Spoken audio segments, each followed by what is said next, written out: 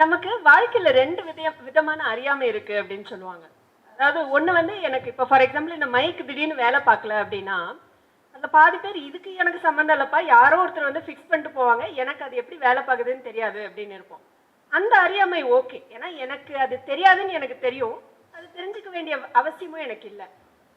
ஆனா 2வது விதமான அறியாமை என்ன அப்படின்னா, எனக்கு அது தெரியாதுன்னே எனக்கு தெரியாது. அந்த அறியாமை ரொம்ப மோசமானது. இவங்களோட புக்ல ஒரு சில விஷயங்கள் சொல்றாங்க. நம்மளோட ஃபேமிலியில ரொம்ப கேஷுவலா சொல்லப்படுற ஸ்டேட்மெண்ட்ஸ். என் பையனுக்கு சுடுதண்ணி கூட வைக்க தெரியாதுங்க. ஆம்பளைக்கு அடுக்கலையில என்ன வேலை?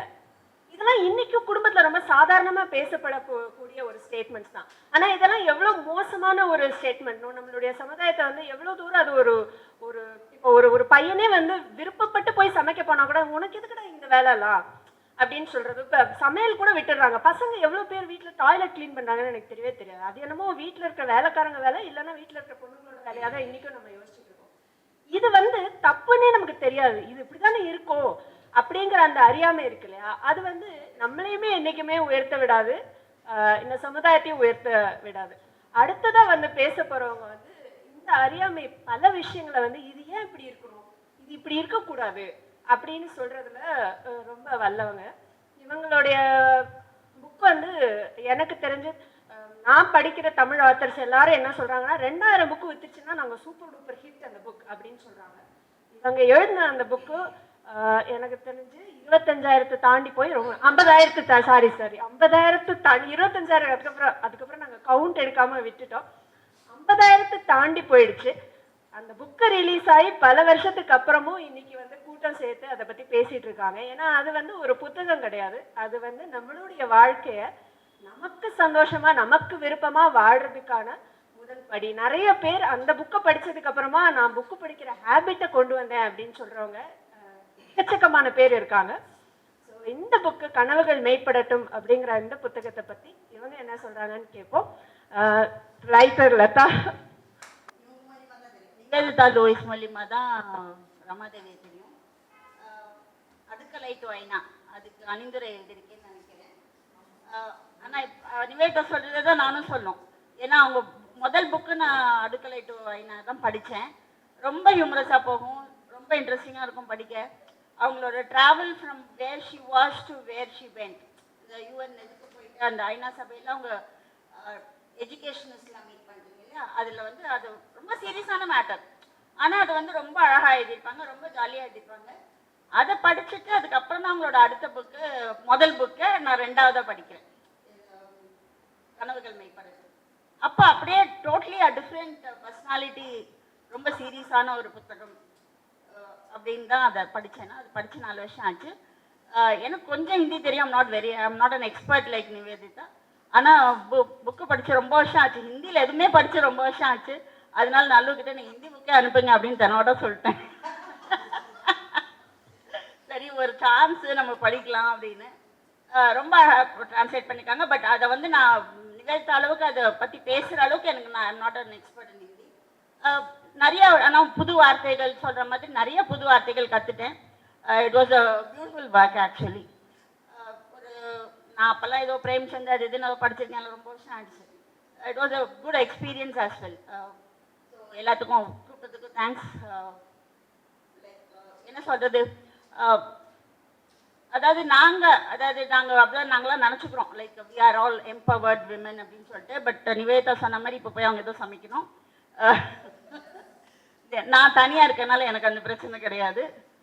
ஸோ இன்னுமே வந்துட்டு கடக்க வேண்டிய தூரங்கள் எங்களுக்குமே அதிகமாக இருந்தாலும் இதை புக்கை படிக்கும்போது இதெல்லாம் ஏன் பெண்கள் வெளில வர மாட்டாங்க, எதுக்கு இதை பற்றி பேசணும் அப்படிங்கிற ஒரு எண்ணங்கள் கொஞ்சம் முன்னேறினவங்களுக்கு தோணினாலும், ஆனால் நிதர்சனம் அப்படின்னு பார்த்தா சொல்கிற மாதிரி 90% மேலே இன்னும் பெண்கள் அந்த நிலைமையில தான் இருக்காங்கங்கிறத அவங்களோட புத்தகத்தோட ஒவ்வொரு டாப்பிக்கும் எடுத்தால் தெரியும். அந்த பால விவாகன்னு ஒரு இது எழுதியிருப்பாங்க, சைல்டு மேரேஜ் பற்றி. அது இன்னைக்கும் தமிழ்நாட்டில் சில கிராமங்களில் போலீஸ்காரங்க துணையோடையே நடக்கிறத நான் கேள்விப்பட்டிருக்கேன். ஸோ எதுவுமே இன்னும் அழியலை, எதுவுமே போயிடுச்சு, மனுஷங்க முன்னுக்கு வந்துட்டாங்க, பெண்கள் ஈக்குவாலிட்டி வந்துட்டாங்க அப்படிங்கிறது எங்கேயுமே போல. நான் இப்போ ரீசெண்டாக ஒரு ஆர்டிக்கல் எழுதினேன், பெண்கள் தான், அதாவது ஆண்களை பற்றி மட்டும் இங்கே குறை சொல்லி புண்ணியமே கிடையாது. எனக்கு ஒரு கனவு இருக்குன்னா அதை மெய்ப்படுறதுக்கு நான் தான் வேலை செய்யணும். ஸோ என்னோட சுற்றி இருக்கவங்க என்ன என்னன்னு கேட்கணும் அப்படிங்கிறது வந்துட்டு வெயிட் பண்ணிட்டு இருக்க முடியாது. ஸோ நிறைய விஷயங்கள் வந்துட்டு ஆனால் அறியாமைங்கிறது வந்துட்டு நிறைய விஷயங்களை வந்து அப்படியே நார்மலைஸ் பண்ணிடுது. ஏன் அவங்களாம் அப்படி பண்ண மாட்டேங்கிறாங்க அப்படின்னு சமயத்தில் ஒரு கோவம் வரும். ஏன் அவங்களாம் எழுந்து அவங்க வேலையை பார்க்கக்கூடாது, ஏன் அவங்களுக்கு வேணுங்கிற சுதந்திரத்தை அவங்க எடுத்துக்கக்கூடாது அப்படின்னு கோவம் வரும். பட் அதுக்கான ஒரு நம்ம சுதந்திரமா இல்லைங்கிற அந்த எண்ணம் கூட இல்லாத பெண்கள்லாம் நம்ம 2ஆம் தர பிரஜை தான் அப்படின்னு நம்ப வைக்கிற ஒரு சூழ்நிலையில தான் நம்ம ஆயிரக்கணக்கான வருஷங்களா வளர்க்கப்பட்டிருக்கோம். அதனால நம்ம எல்லாம் பண்ணலாம், அப்படி பண்ணலாமா அப்படிங்கிறதே ஒரு ஒரு எண்ணம் கூட வராத பெண்கள் ரொம்ப அதிகம். ஸோ அதனால தான் வந்து சில பெண்கள் அதை தாண்டி போகும்போது சில பெண்களாலேயே அவங்கள ஏற்றுக்க முடியாத காரணம் வந்து அந்த அறியாமை தான். எப்படி ஒரு பொண்ணு இப்படிலாம் பண்ணலாம் அப்படிங்கிறது.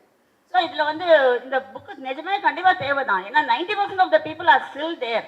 அண்ட் நாங்களாமே வந்துட்டு நாங்கள் வந்து என்பவர்ட், நாங்கள் வந்துட்டு we all whether you accept us or not, we are all equal to you அப்படின்னு சொல்லிக்கிற எங்களுக்குள்ளேயே சமயங்களில் ஒரு கில்ட் கான்ஷியன்ஸ் வரும்.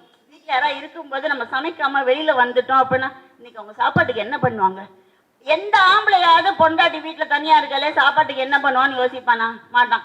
ஆனால் நம்ம யோசிப்போம். ஒரு பெண்கள் தின நிகழ்ச்சி நடக்குது, கூப்பிட்டு அவார்டெல்லாம் கொடுக்குறோம். பெண்கள் பாதி இருக்காங்க, ஆண்கள் பாதி இருக்காங்க. அவார்டு வாங்குற பெண்கள் வந்திருக்காங்க.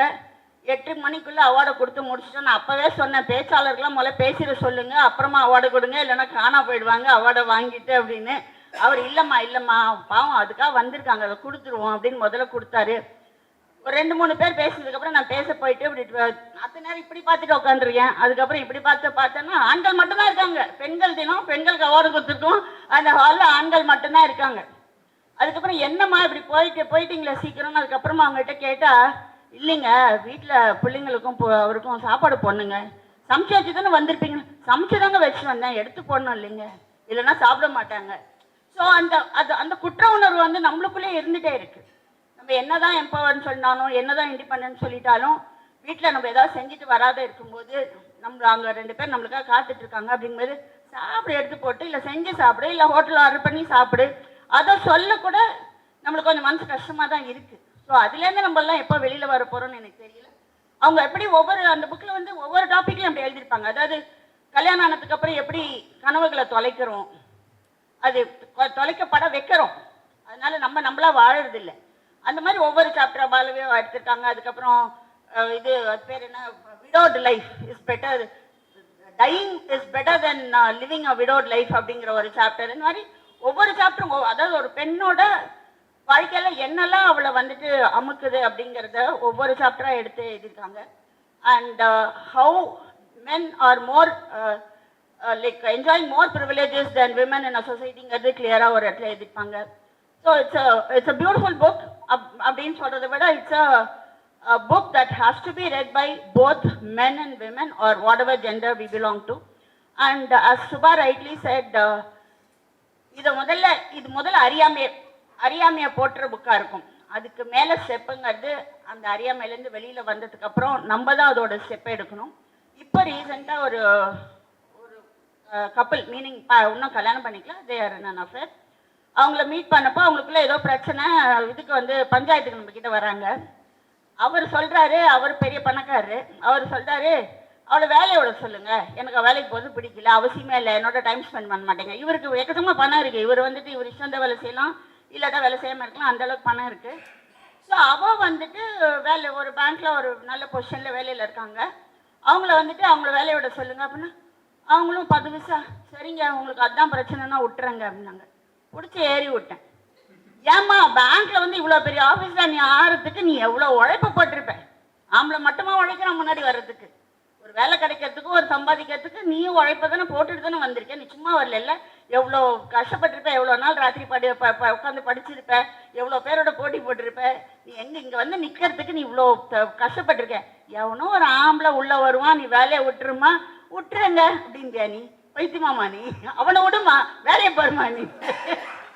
ஸோ இதுதான் நம்ம பெண்கள் கிட்ட like they have to understand what is important to them and every person எல்லாருக்குமே வந்துட்டு ஆண்கள் தேவையா லைஃப்ல, ஆண்களுக்கு பெண்கள் தேவையான இல்லை.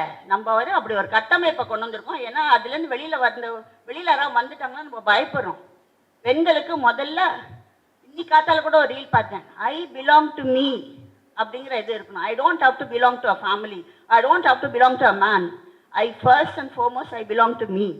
I have to think about me. I have to see what I can do. I have to fulfill my dreams. I have to come out of all this கட்டமைப்புலேருந்துலாம் வெளியில் வரணும். அதுக்கப்புறமா உனக்கு தேவைன்னா பாக்கி போய் வரட்டும் உள்ள, தேவையில்லைன்னா விட்டுட்டு உன் வேலையை பார்த்துட்டே. Thanks for this opportunity. எல்லாருக்கும் தேங்க்யூ லதா. நம்மளை அறியாமல் நமக்கு நிறைய அறியாமைகள் இருக்கும். அதை போக்குறதுல லதாவோட ஒர்க் என்றைக்குமே இருந்தது. இங்கேயும் தொடரும்னு நினைக்கிறேன்.